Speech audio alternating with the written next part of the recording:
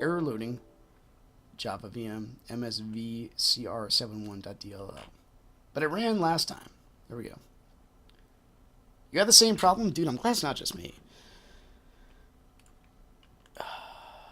But eventually,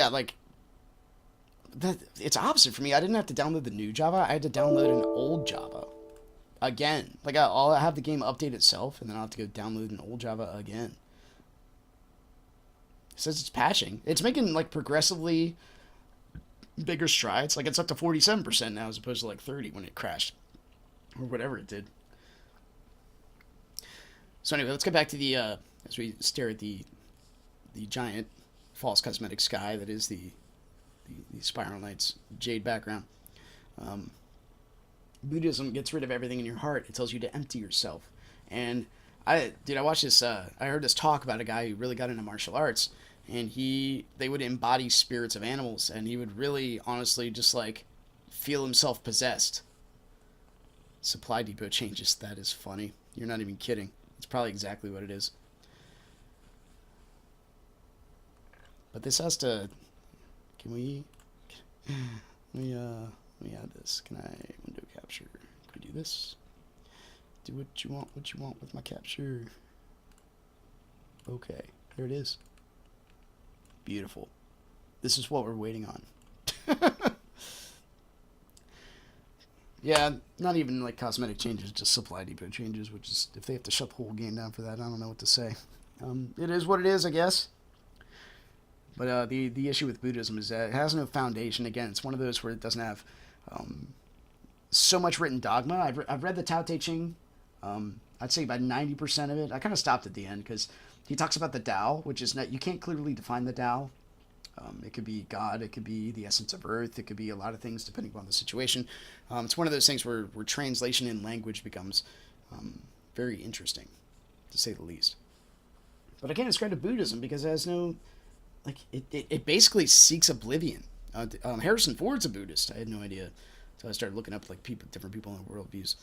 So, but he killed himself off in the last Star Wars movie, or maybe the horrible person who directed it killed themselves off. I guess the person who's supposed to make, people that are supposed to make the next Star Wars movie are involved with writing the last season of Game of Thrones. From what I understand, that's also not doing very well because the movie series of Game of Thrones has transcended beyond the books, and the guy who's been writing the books is not working with them. So they have intelligent characters that the guy wrote, but the people who are directing the movie, the series, are not as intelligent as the characters in the book. Yeah, Buddhism believes in like the nothingness, but Hinduism like posits an infinite amount of deities. You can just make one, but that's easily thrown out by like a child's story. Like so there's this child and this and his father in a Hindu society. The father has two gods he keeps in a cabinet. One is like the wood god, one's a stone god. Kid really likes them. So one day, he's watching his father do his own ceremony. The last Game of Thrones episode of the worst review in history of the series. Yeah, my wife was telling me about it. She is into it. I am not, because the 2 times I watched the series, it was like a torture scene and like a giant rape scene. And I'm like, if this is my only subjective part to this, I do not need any more evil in my brain. Hey, there we go. I have plenty. If anything, I need less. So I don't watch it. She does, and that's okay. I don't mind it. We all have our vices, and I won't get into it. What are the updates? Well, thank goodness. We did it. We're back. We're living back in reality again.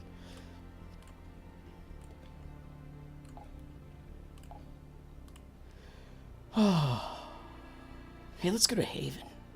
We haven't been there in a while. So, anyway, the child story. The guy has the gods in the cabinet. There's gods. He does his like routine every day. The child watches this. One day, the dad opens his cabinet. He sees they're broken, and he sees his son over in the corner, kind of looking at the ground, looking around. He's like, "What did you do?" He's like, "I didn't do anything." He's like, "No, what did you do? They're broken." He's like, I don't know what you're talking about." He's like, they're broken. You broke my statues. Why'd you do this? He's like, maybe they broke each other. And the dad says, they can't do that. They're made of stone. And the kid's like, exactly. They're made of stone. They're not gods. And like, boom. There you go. Where you can make up your own god. It's very tough to have that be like a transcendent perspective. And that kind of, in a nutshell, that's what I know that kind of devalues the whole legacy, mindset, and the history of Hinduism. But to me right there, that's a god of stone that you're worshiping. That being said, there are spiritual forces in this world, like Reikiism does not contradict Christianity. You got to be careful how far you go with that, because the Apostle Paul, with good reason, says stay out of the spirit realm unless you're called to go to like fight that kind of thing, because they are stronger than you. You have to be very careful unless you have the force of good. Like even Michael, when Satan was there, Michael couldn't do anything to Satan. He just said, the Lord God rebukes you. He couldn't fight him. You got to be very careful when you go down that road. Anyway, let's do something. Thank goodness Rhodus is here. Moscow? I know it's Mokoso, but still.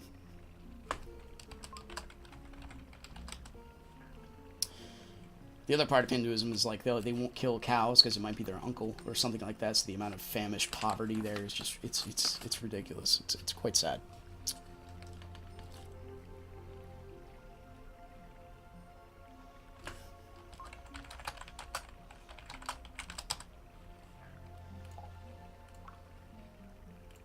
Well, got like a half hour.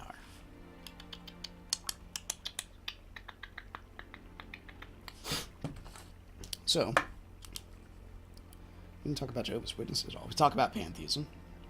There are different types of pantheism. Like, you can say that the New Age Spiritism, which we are kind of adopting from the East in America. Oprah Winfrey, right? She is that Spiritism is basically on par with pantheism. They believe in crystals, and they believe in like the powers, the essence, but they don't believe in a god. Heaven forbid there's something that transcends reality, but there's something on par with reality.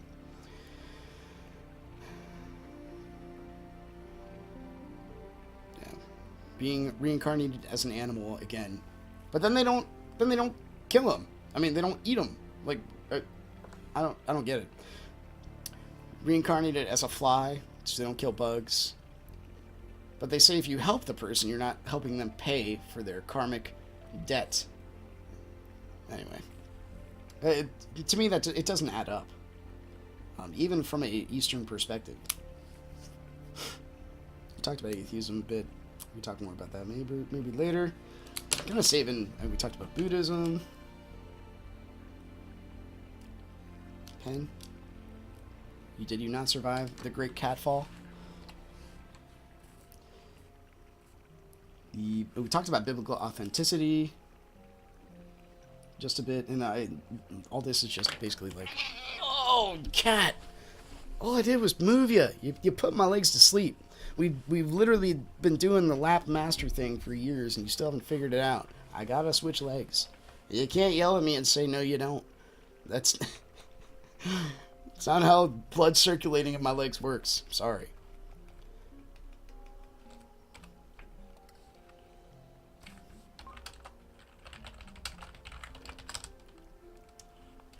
Oh, silver.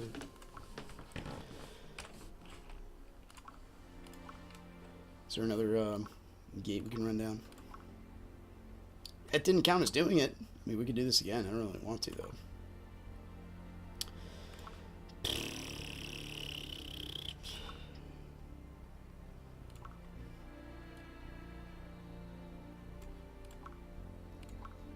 We're choosing. No. Definitely not.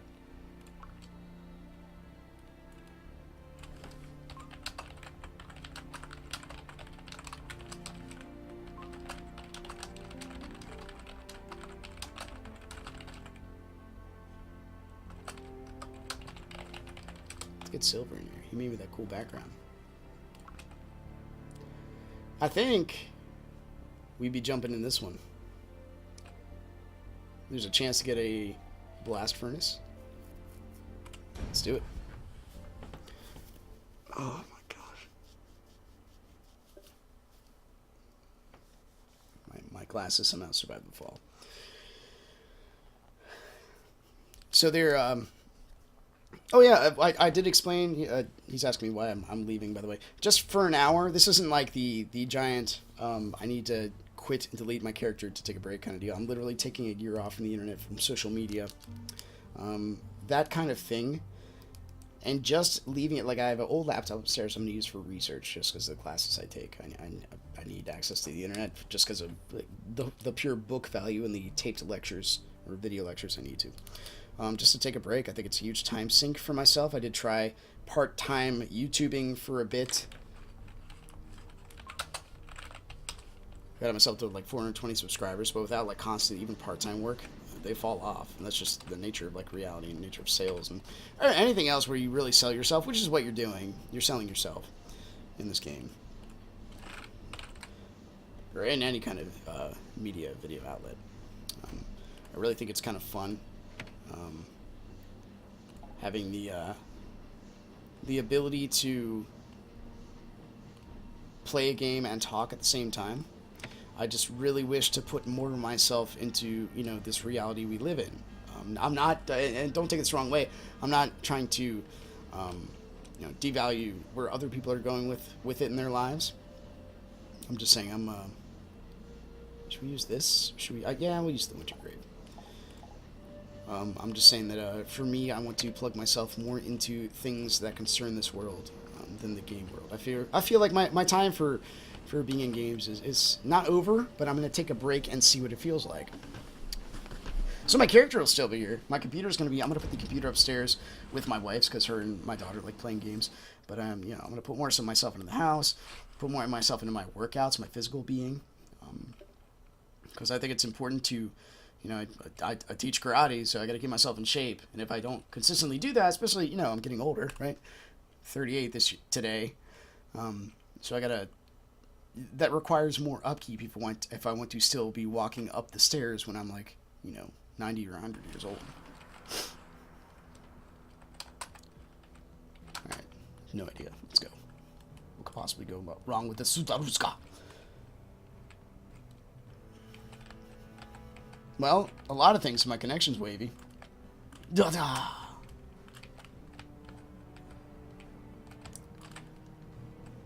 We did it. Oh, come on now. What's going on with you? Why we gotta be like 2 to 4 bars? Depends on what I feel like giving you. That's not cool. That's not cool. But anyway, I'd be interested to see.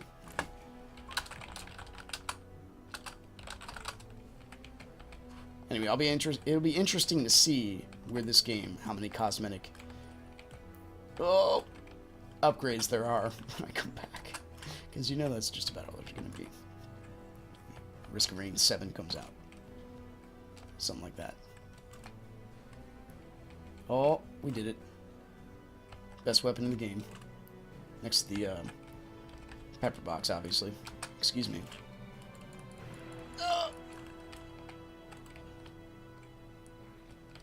He made it.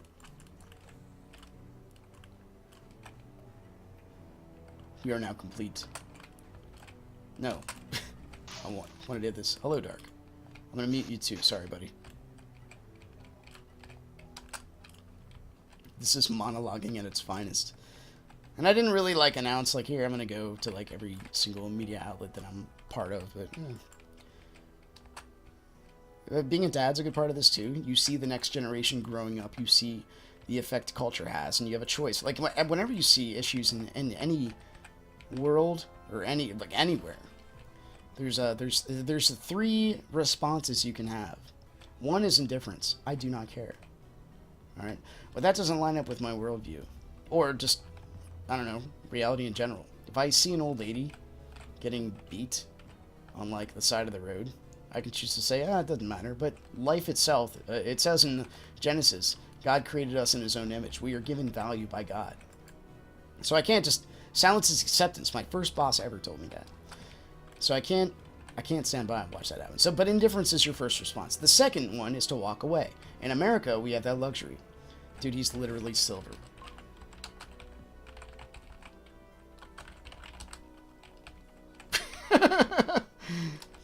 So we can walk away. The third choice you have is to make a difference. And that to me is like the Great Calling, the Great Commission, the end of Matthew. Go forth and make disciples of all nations, baptizing them in the name of the Father, Son, Holy Spirit. I can't join your party, buddy. I'm in my own. I'll invite you to mine. But not only teaching people truth, but having them live it. In the book of James, it says, faith without works is dead. And that's very true. Saying, I'm going to pray a lot for those that were victimized by the flood. Well, that's all well and good, but you're not really doing it. Even sending money is a thing. Do something if you really feel touched by it. Saying that you're touched by it doesn't mean a whole lot. Like I believe it's horrible that different kind of culture groups are in poverty. I sponsor a kid in Indonesia. Stuff like that. Now, that is not being braggadocious at all. I'm just trying to give an example. There's a bunch of other stuff that I personally do, and you can look at statistics. The people who actually ascribe to a transcendent faith or a transcendent worldview are the people that give away the most in charity. That is reality. People that do not, well, why should they? If they have all their money, why shouldn't they just spend it on themselves? It makes sense. That is actually coherent with like an atheistic worldview. Again, with the first floor slide. You know what? Let's pop some coins in this sucker. Could possibly go wrong.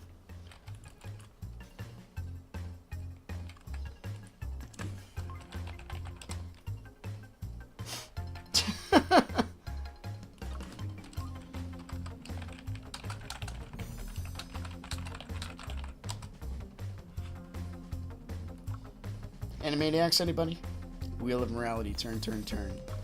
Tell us the moral that we should learn. Hey, there we go. You have 16K? How do we get all this money? Dude, that's what they do. Give me more of those. We're winning so far. Dude, we're getting the most luck. 50 times 11, 50 times 11, 15 times 14, 50, oh, and then we get a 50, that's okay. So, I'm trying to I want to be a teacher in the church of good philosophy, because I believe Christianity just makes the most sense in the world. I want to be a teacher in martial arts, because I believe you need to be able to defend yourself just one spin. You be able to defend yourself and your neighbor. Your life is precious. Your life and your neighbor's life is also precious. Those that want to take that life are taking it in a violation of purpose. Anyway, so that's my whole philosophy there of why it should, oh jeez. We have the best sword in the game, by the way, if you haven't realized it. Hands down, voted on by everybody, basically in the Inspired Knights Discord. I've seen it. Made it up all by myself. That's a lie, by the way. Sorry. I think it's the best weapon. Winter Grey Squad, that's right.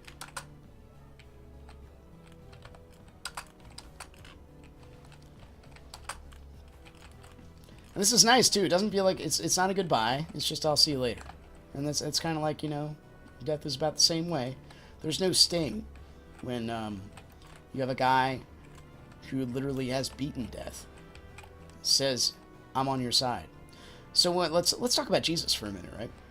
Because usually when I start conversations with people, usually I have like 2 or 3 good ones before I even bring up Jesus. I know some evangelists will tell you, Jesus, you need to talk about him right away. But often people, it's a huge maze of understanding that our culture has.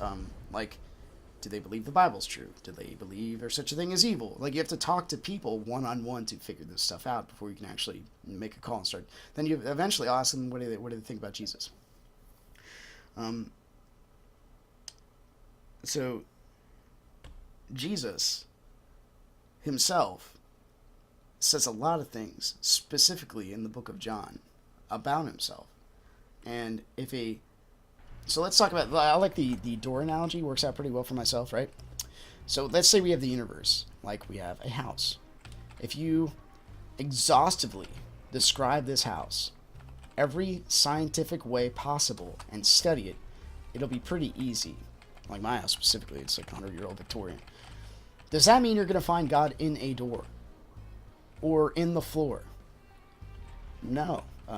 Just because you know everything about it doesn't mean you're going to find God anywhere unless he chooses. Unless the designer of the house chooses to reveal himself. Right? So, in his story, Christ came at a time which is very interesting. He didn't choose to come when there was a lot of media, when there was a lot of skepticism. He chose to come during the Roman time when it was like the central trading part of the world. He didn't come where they could like take his picture and put it all over social media. That's kind of interesting, huh? He came during a time when just enough would be recorded by different perspectives to make faith in him a reasonable thing, but at the same time leave out just enough where that reason alone is not enough. The way you can have a livable life is by having faith in something beyond yourself. That's the whole point of religion in general, right?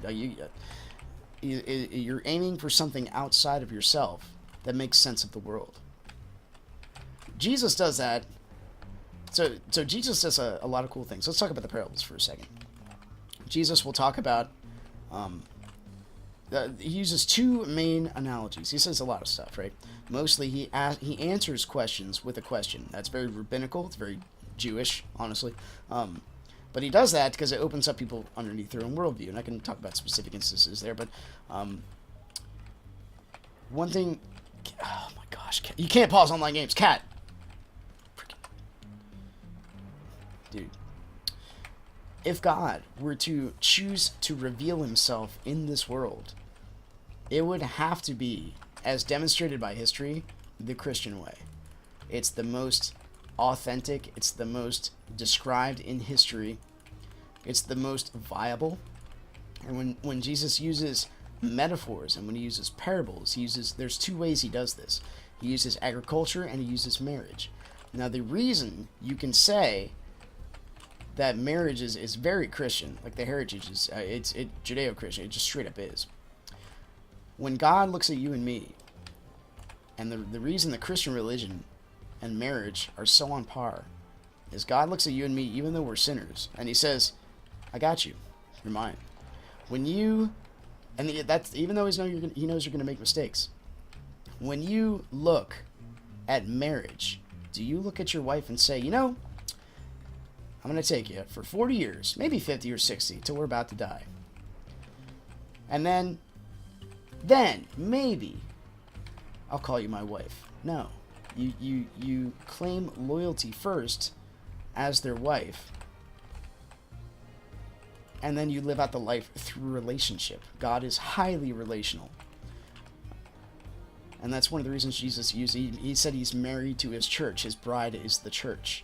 He claims that relationship regardless of the kind of mistakes that you or me might make in his name. We try not to. We try to live just like my wife will try to be the best wife. I will try to be the best husband that I can be to her. I am told to love and she is told to respect me. And we do both at the same time. We just are commanded to do one more strongly than the other. Per gender, anyway. What do I think about homosexual marriages? So this is a... Let me take a drink of water. I've been talking for a while.